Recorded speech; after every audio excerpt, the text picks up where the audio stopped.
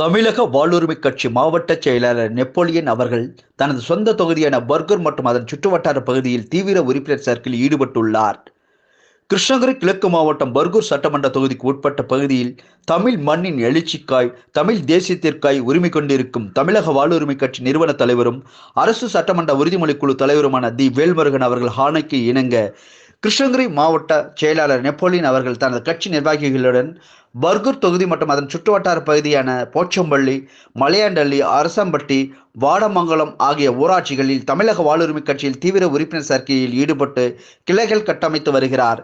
இந்த நிகழ்வின் போது மன்சூர், சரவணன், அசாருதீன் ஆகியோர்கள் முன்னிலையில் தீவிர உறுப்பினர் சேர்க்கை நடைபெற்று வருகிறது.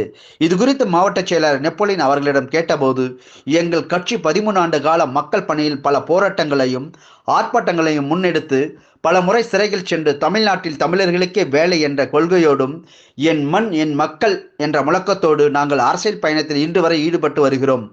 ஏற்கனவே பர்கூர் சட்டமன்ற தொகுதியில் நாங்கள் பல கிளைகள் அமைத்து உறுப்பினர்களை சேர்த்துள்ளோம்.